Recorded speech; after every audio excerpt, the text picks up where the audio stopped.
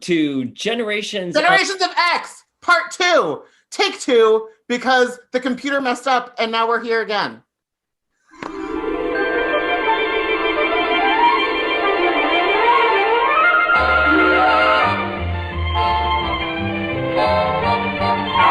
That's not a real read. Like, technology, listen, I've said this for months now. In this quarantine, computers are tired. The internet is tired. I understand. But yes, so this is take 2. We've done this before, but now we're back again. And hopefully we get it right this time. Wanda cast her spell, and here we are again. And we get to Kiki with D'Manda Martini again. Yay! Wait, D'Manda, let me give you a proper introduction. Okay. D'Manda Martini is a DC area drag performer, cosplayer, theater artist, and hostess of Eleanor's New Deal Cabaret, a musical theater cabaret that performs throughout the DMV, and is a former Captain Green Lantern 2018 with LGBT HQ, the hub of everything gay at Comic-Cons. That's right. Come on, bio. Yeah, so hi. I'm for those of you who don't know me on this delightful podcast, I'm D'Manda Martini. I have been I've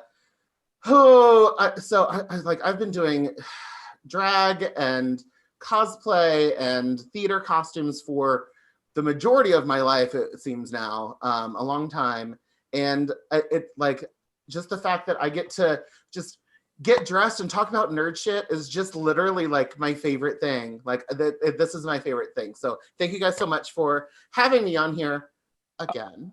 Yes, and we're so thrilled to have you, and for again, and for those of you listening, not watching the video on YouTube, which it is also on YouTube. If you're just listening to us, stop what you're doing and go check it out.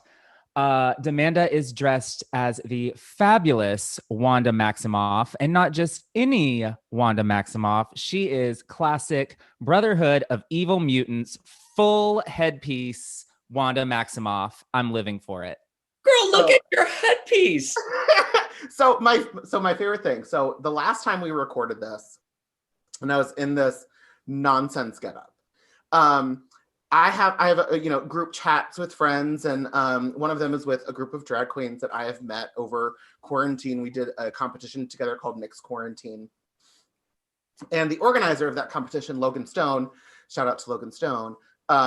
She's also a little nerdy, not obviously quite as nerdy as I am, but she's a little nerdy. And so when I posted the picture, she messaged me privately and was like, "Hey, I don't know, this is a little shady, but I just have a question." And I was like, "What?" She's like, "I have been looking, and Wanda's headpiece doesn't go underneath her chin. I have been looking and I can't find any images." And I was like, "Oh," I sent the 14 reference pictures that I had saved on my phone, being like, it's the original 1964 design by Jack Kirby in Uncanny X-Men #4. So it's okay, boo. Like, listen, you do not mess with an X fan. Like, we will send you the bibliography. Like, you will know that we are correct. Like, I wasn't like upset. It was like, obviously most people know Wanda from later things, which is fine. Yeah. People who read the comics, obviously she hasn't worn this headpiece in years. Math is hard. And or the movies where she doesn't wear a headpiece like at all, whatever. Yet. So I get it, it's fine. So yeah, so my drag and my cosplay is like really rooted in either classic or like super lesser known cosplays and outfits by of certain characters. And like I've done Polaris, but I've done Bride Polaris, where she wore that bride outfit for like an issue and a half. Yes. Justice for Nurse Annie. Jesus, she was coming for Nurse Annie's blue wig. Yes, she was, because she deserved it. No, I'm Nurse Annie on this. No, bye Nurse Annie. She's got to go. Right, thank you. Gotta go. She's terrible. With she Nurse did Annie. Go. They sent her packing with Nova in the back seat. And her creepy evil son who was friends with Cassandra Nova. Yes, exactly. Poor Nurse Annie she was the only one who actually gave poor Paige a good talking to about blood transfusions and how what Angel did wasn't romantic at all because she was the only one with consensus there. So yeah, valid. However, she was all like, "Oh, I'm in love with this man who's in a coma and he loves me." Right? No, girl, nah. He was like, come on, that is like a straight man fantasy it was so, right there. Like, so stupid. It was so stupid. I was but mad. you know what? You know what? You look absolutely fabulous. Neither here nor there. We need to get back to the Polaris dress is what we need to do. So we want to see that. I wore that wedding dress at Dragon Con last year. And people didn't really know, obviously. A few people did. I will say the few people did. I mostly got people being like, Dragnito. I mean, it's a cute. Yeah, like, that's fine. But when people actually they're like, I don't get this Magneto costume that you're doing. I'm like, well, because I'm not Magneto. I'm Polaris at her wedding when Havoc left her at the altar and she went a little crazy and tried to kill everybody. And they were like, oh shit, yeah. And I was like, wait, they didn't see the green hair? Like, and I think people just didn't. They didn't click him. She literally wore it for an issue and a half. Yeah, I mean, that's long enough. Okay. So my favorite part is when I was making that costume, I was just on the hunt for like a wedding dress. I'm like, I just need a wedding dress that I can just like chop off the bottom of. I don't care what size it is because I can just take the skirt and make it work or whatever. Yeah. Because usually wedding dresses are like 100 feet long regardless. So I found this dress. We lopped off the skirt. I was looking at reference photos, and in the pictures, Lorna has red flowers on the bottom of her skirt. And so the skirt that I got, I was looking at it, and it had this lace flowers around the bottom. So cue to me, 4 days sitting on my couch with a red marker. Oh my God. Coloring for that. Every single one of those GD Oh my flowers. God. But when you look at the picture, you're like, oh, like that is a great detail. So people think that I just like sewed like a red. No. Your secret is safe with us. You got a Crayola marker and you just went through it like that. Well, so I used a fabric pen. So I was gonna say a little nicer. It was fabric pen. But like, so have you guys ever been to Dragon Con? No, I haven't, but I want to so bad. Dragon Con is insane. It's 5 hotels in Midtown Atlanta. Or downtown Atlanta. It's ridiculous. So it's mostly like escalators and like walking through different places or whatever. So I have this train of a wedding dress on escalators in heels, just walk with this helmet that I can't see. I have no periphery vision in. I'm sure that dress stayed sparkling white the whole time. But I just want to know, like, what do people think when they see you descending upon them? I mean, people are like, oh. They're like, but I would have an audible gasp moment. I'd be like Helen Lovejoy. I'd be like, but at the same time, like every cosplay at Dragon Con is like that, though. Right. Like, because that's like a con where people just like bring it out. So Dragon Con is technically like 1 night and then 4 days. People bring like 12 to 15 costumes and just like continuously change for different photo shoots, for like just to walk around on the floor, because it's 24 hours. Wait, it's 24 hours? Like the party is like 24 hours. I got like you. It doesn't stop. So the hotels all hire DJs that are in like the lobbies. And I mean, I think the bars eventually close, but people are just like out and about. And wait. Like that's the only thing I know about Dragon Con is that it's the cosplay convention and it is one big fucking party. Yeah, wait, I don't want to segue. So you're on the dance floor in like Polaris, like left at the altar and busting some moves and like bars. Like I would get really? But because that was my daytime look. That was like my What was the nighttime look? Yeah, my nighttime look was Disco Dazzler because Dax and I had a gig at Mary's. So people just like change costumes all day. So I brought 9 costumes, 9 cosplays, and I only wore 7 of them. It's exhausting. It's exhausting. And Well, I Yeah. was gonna ask, what does the travel look like? How many carry-ons do you have to check in? So, well, I live on the East Coast. I live in the DC area. So I drive to Atlanta. Oh, So I have very lovely friends, Logan and Sean, who live in Midtown. So I went down early, hung out with them for a day or so. They dropped me off at the hotel, so I didn't have to park there. Then I did the con, and then they came and picked me up from the con, and then I stayed another day to like rehydrate and actually I should have done that, but instead, do you know what I did? I got back into Disco Dazzler and we did a photo shoot all around Midtown Atlanta. I mean, Because for those of you who don't know, there is a Disco Dazzler mural at Disco Kroger in Buffalo. yes. So it's called Disco Kroger because there used to be a discotheque at that spot, and the original disco ball from the club is hanging up in the Kroger.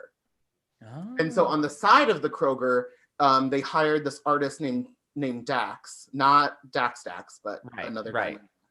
To do a disco mural, and it's Dazzler and Saturday Night Fever and a big disco ball, and it's amazing. So when I was helping Logan and Sean move to Atlanta, they already knew that I was like, this huge X-Men nerd. And so Sean he's a great navigator, and he like researches stuff and like finds out like the best places to go and all these things. He's just like, okay, I'm gonna figure out what we're doing, whatever. And he found out that there was Disco Kroger, and he knew that Dazzler was my favorite character, and was like, oh, D'Manda, like we need to go to Disco Kroger. So the very first time I went to Atlanta, we took a tour of like all of this stuff, and Disco Kroger was on it. So I already knew it was there. So then I went down for Dragon Con.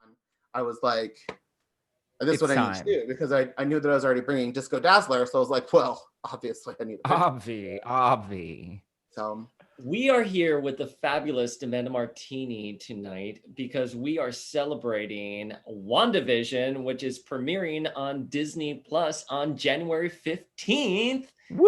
Woo! yes. Wait, before we dive into our discussion and stuff about D'Manda, I want to know, because on the Disney Investor Day, they released a new trailer for WandaVision, and I was blown away by it. I literally, I love Wanda, and objectively, I thought this was such a great trailer. So I want to ask Flink first what your thoughts were on that trailer, and then D'Manda, I want you to open up the gates and tell us what you thought of it. Okay. I have no idea what this show is going to be, because they have all these vignettes with the 50s and the 70s and the present day. But what I got from it this time that I didn't get from, the little clips in the first trailer was that perhaps they're not here of their own free will. I always kind of assumed it was Wanda and the Vision trying to escape the superhero life and, live the life that they never, got to have as just like a normal married couple. But there was like a far more sinister tone, I think, to this trailer. And that has me, especially when Monica Rambeau popped in and she's like, I don't know who I am. You're going to get me with anything Monica Rambeau, but like a Monica Rambeau mystery, like I got to say, I was pretty sold on it. Well, I think I'm curious if they're going to do an adaptation of the Vision and Scarlet Witch miniseries, the first volume, and they're gonna look at it through that lens that maybe Wanda created this virtual reality for herself. But D'Manda, I want to know your thoughts. So I thought Catherine Hahn in it looked very, to Flink's point, looks very sinister in it. yes. So funny story. So when I was filming that, like when I literally like created this look and like working on it, the first trailer dropped and I was like, shit, that's like my idea for the music video that I'm doing. Yeah. Well, you did the Bewitched one, right? Yeah. Yeah.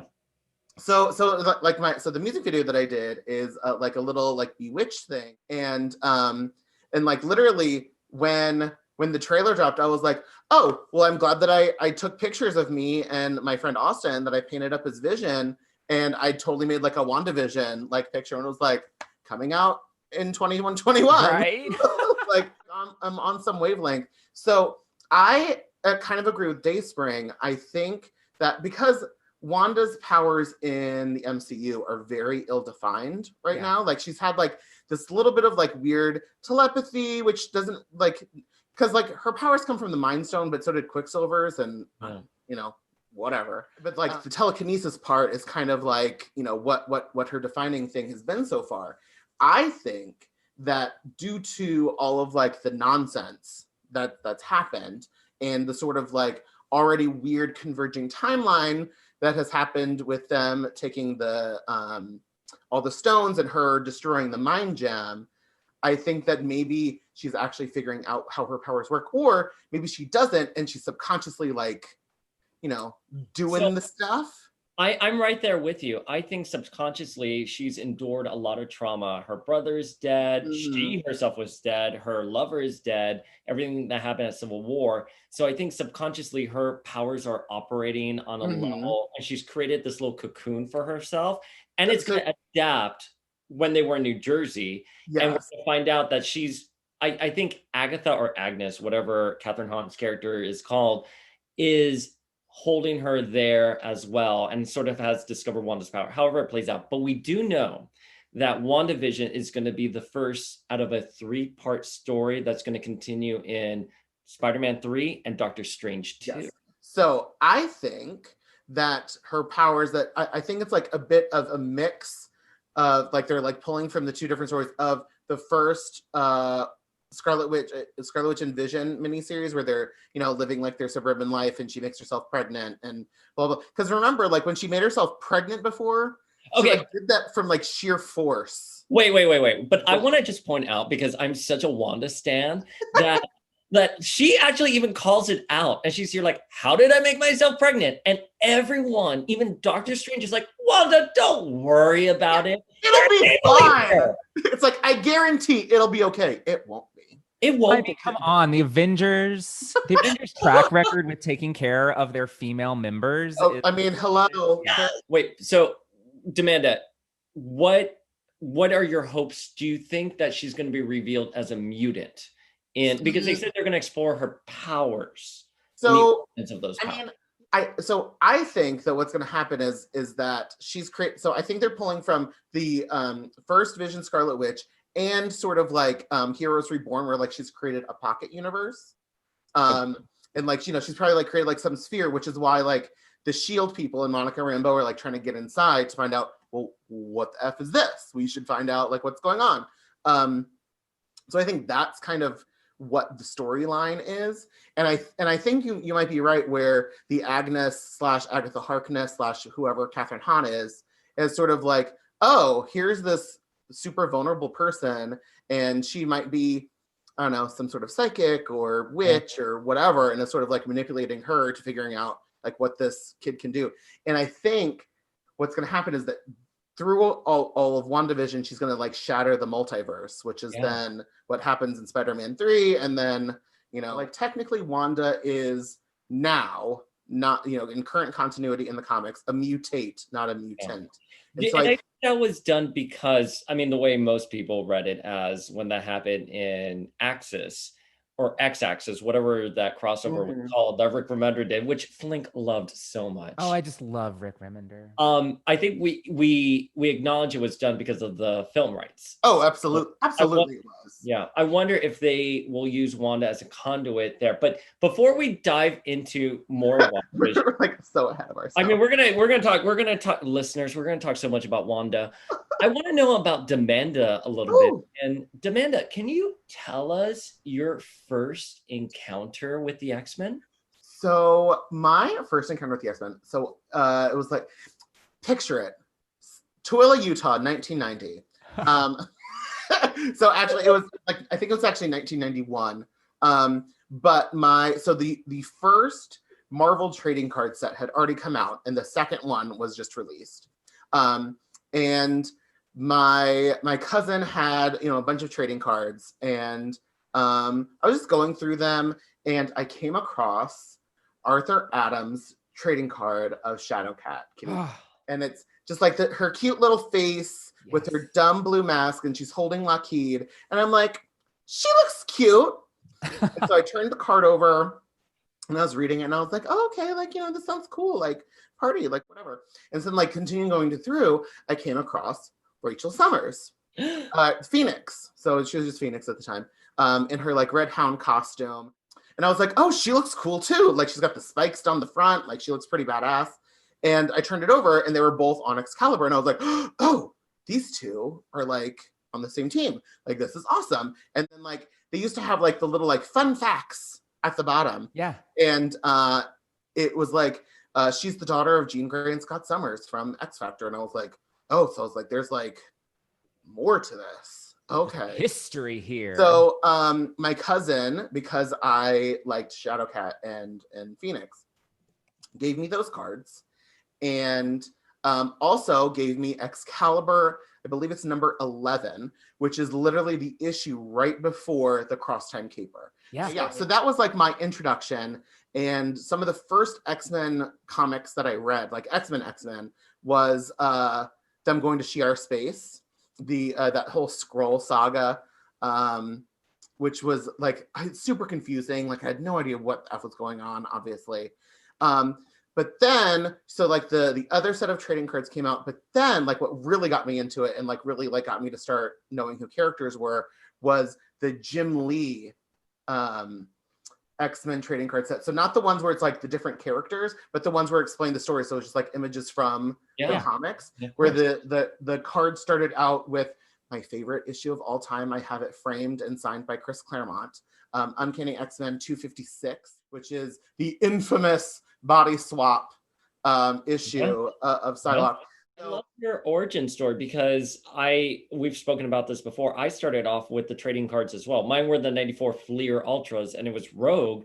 And you have that curiosity when you're reading it because you just want to, it's like almost pulling like a thread and you want to know where it goes. And it's so much. And the thing is, I think that's why I liked the trading cards because it's like glamour shots. It's like this, putting this character in the best light because like comic books at that time, back in my day, like Jim Lee and like that sort of era, not just Jim Lee, but like, that era that, and like a lot of those guys that eventually went to Image. Right. Like, that's when like the art became like, we need to have like these splash pages and like full body images and like these crazy action shots and all of that stuff. Like that was like that era. So like the trading cards was like that sort of like, oh, people really like these. So we should put like these kind of images in the books kind of a thing. It was a thirsty era.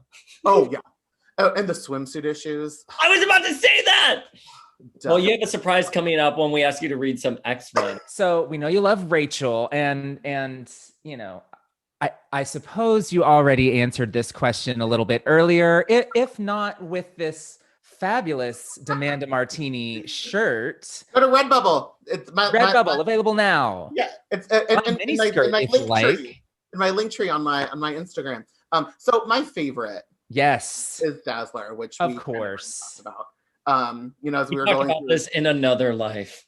Talk about in another life and 20 minutes ago when I was like going off about wandering around Atlanta. Disco Kroger. Yeah, and Disco Kroger. So no, Dazzler is my favorite. So in that same trading card series, I also found Dazzler eventually in there, and I was like, oh, she's like a singer and she can turn sound into light. I was like, that sounds like a party. That sounds cool.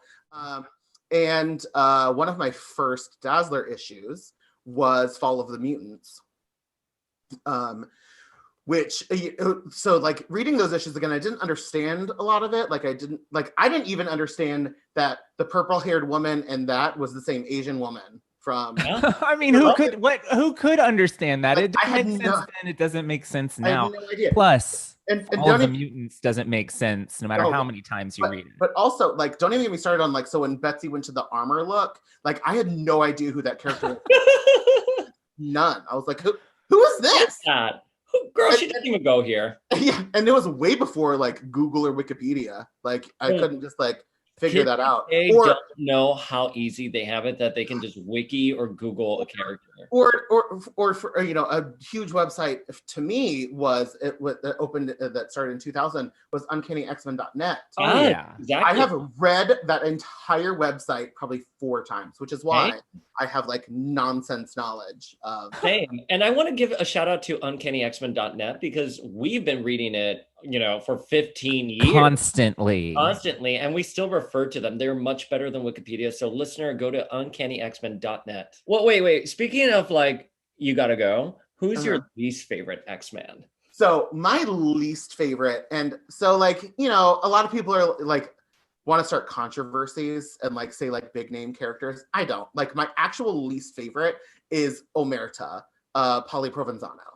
There's literally no point to that character whatsoever. He was put there to be a problem for North Star, and it's just we don't need a homophobic mutant. I'm sorry. No, not at all. And eventually he died barely on panel and never landed. And I'm bye. No one needed you here to begin with. So he's my least favorite, as in I don't like the character. I think he's also vague super strength. Girl, we're covered. We don't need him. So I don't need all of that. I doubt he's even in the resurrection protocols. You know what I mean?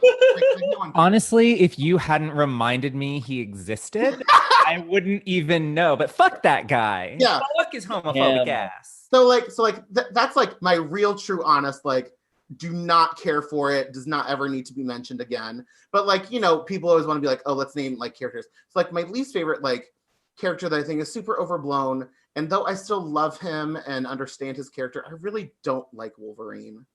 I like Wolverine and I want to like Wolverine more, but he's just everywhere. He's everywhere. And I've come to like Wolverine a lot more for his stories that we've been getting.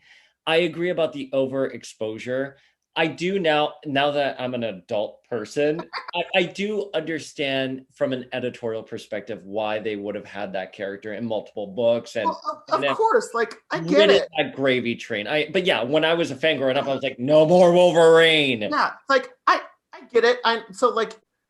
Again, at the time, it's all I had was Storm. And then of course, I had to be oh yeah, I like Nightcrawler, even though I do like Nightcrawler, but it's sure, I'll be. Excalibur, you have to like Nightcrawler. So I have honestly yet to truly find someone who dislikes Nightcrawler, who actively is I don't like Nightcrawler. It's but I'll tell you, I'm a huge Excalibur fan, so obviously I like Nightcrawler, no problems with him. But I will say, I didn't miss him when he was dead.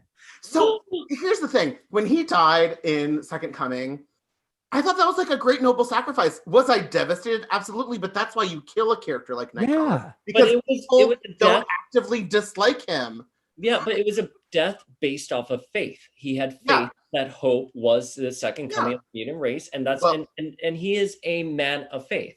And then, and then we realized what a waste of time that was. Oh, well, don't even get me started on Hope Summers with her red hair and green eyes. First of all, I don't know if you're ready for the sheer amount of Phoenix fire that I have for Hope fucking Summers. Omerta,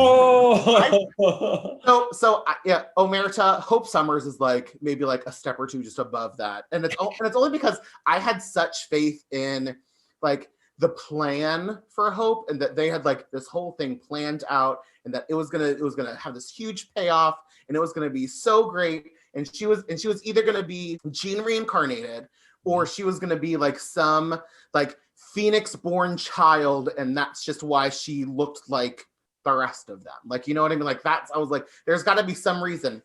Nope. Well, I was working at Wizard magazine at the time that story came out, and I love Wizard so much. I actually gave an interview about it.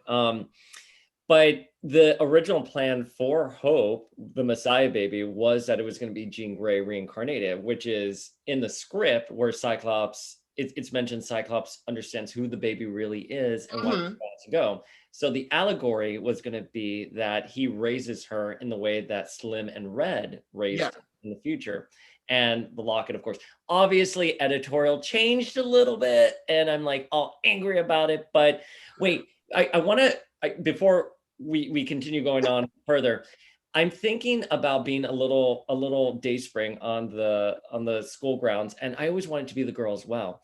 And seeing you now, I'm just God, you're so fucking fabulous. What is the difference between cosplaying and dragging? And that's something we've talked about, and I don't know too much about the difference. So RuPaul got it right. You're born naked and the rest is drag. Like drag is drag is drag is drag is drag is drag. Like how we present ourselves to the world is drag, right? Mm-hmm. So to me, there isn't a huge difference between cosplay and drag. So when people say that, you know, I'm a drag cosplayer, I'm like, yeah, sure, but I'm just a cosplayer. I just happen to always do female characters, even though in like my everyday life, I don't look like this. This is exhausting. Just look like this every day.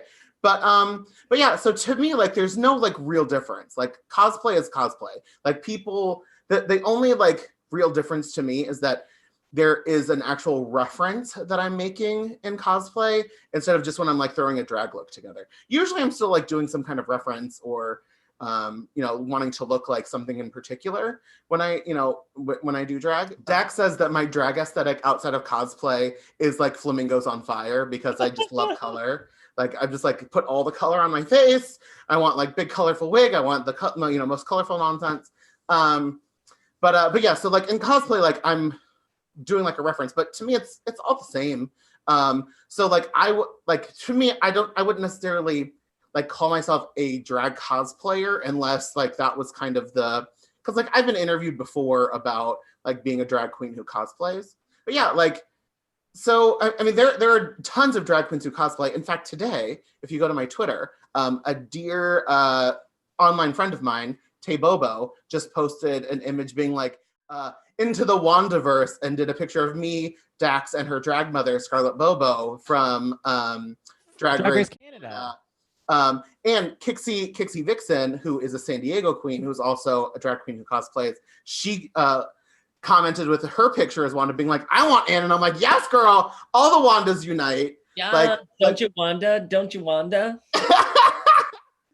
Well, it was just funny that Tay did that picture, like did that post today on Twitter. And I was like, girl, you know, I'm like literally getting into Wanda drag right now. Like right this minute. Like right, I'm literally painting my face right now. And she was like, I'm a witch too. And I was like, I know. And Tay is like obsessed with the 90s. So I'm like, girl, you've got to do like that crazy, stupid 90s dress that Wanda. Oh my God, yes. Like, that they put on the Iron Man cartoon. Yes. I love that Wanda dress. Stop it. I love it. I love Wanda so much. It was years before I even realized that was supposed to be the same character as Wanda with her headpiece and cape. I was like, well, hello, welcome to my journey with Betsy. like welcome. Dayspring, I hope you brought your library card because the library is open. Yes, I just renewed mine. I feel like I should go get my new rhinestone reading glasses. Oh my God, if you get them, if you got them. Because reading is what? Fundamental. All right, D'Manda, here is a Beefcake Wolverine in tight little Speedos with some hot dogs.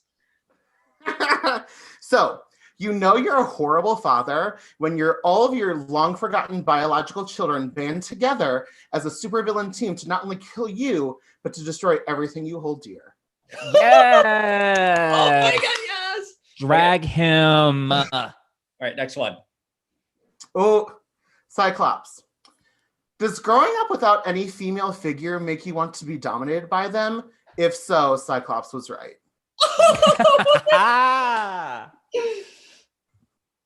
Next one. North Star. Oh. The haughty twin speedster thing with the mentally ill sister has already been done. Oh my God, burn. Okay, next one. Darkveil, aka Shade. Changing your name for legal reasons is so 2018. Which, by the way, for those of you who don't know, Dax exclamation point as Darkveil is the first drag queen on the cover of a comic book. Yes, we actually getting it together. We discussed that. That's amazing. That's incredible. We're big fans of both of them. So you know I got my order in, girl. Yeah, and listeners, we interviewed Cena Grace where he gave us a heads up on that, and that episode's live right now. All right, next one. I don't know what you can say about this goddess. What can you say about Jean Grey? Stay dead next time. Oh! Yes, forever and ever. Okay. I'm a little scared about the next one. Dazzler. She's so hidden in the current Dawn of X books that even Kylie Minogue isn't worried about copyright infringement. Oh. Now, what do you make of this particular image? Do you like this costume? Do you like Terry Dodson? So I did like this era. I do eventually want this suit because I need all of Dazzler's. All of them. You need a all star of them. crotch. You know, I liked this one, but before it turned yellow. Storm. The only thing longer than her hair is her list of failed relationships. So I'm probably going to get murdered for saying that by my dear, dear friend Dex ! So the library is closed. I loved Storm and Forge together. I did too. That is her best relationship. And like that issue where he leaves and she's like, I was gonna say yes. Oh my God. With her high ponytail. Oh! Yeah. I love Storm with a high pony. First of all, Storm in a high pony is the best Storm. You can so it's so funny. We talked to the Leewalds about this, and they were like, "Oh, well, you can put Jean in a ponytail because she's a girl next door, but it doesn't make sense for Storm." And literally, when the community heard this interview, they're like, "No, Storm had a high pony in episode blah blah blah, and in the comics as well." Yeah. So yeah, eventually they put her in a high pony for like a few episodes. Yeah, and listen, she uttered her. Arguably, because she had some good ones, but arguably her most iconic line on the whole series when she had that high pony. You're excited, so you get to do it. I was talking over you. I'm going to need you to do that again, please. Jane. D'Manda, can you do it one more time for us? I shall meet you at the monorail. Yes. Oh my God. Okay, also, wait. I really want to talk to the woman who voiced Storm to be like, how? Oh, you made it so iconic. That's some nonsense that you had to say.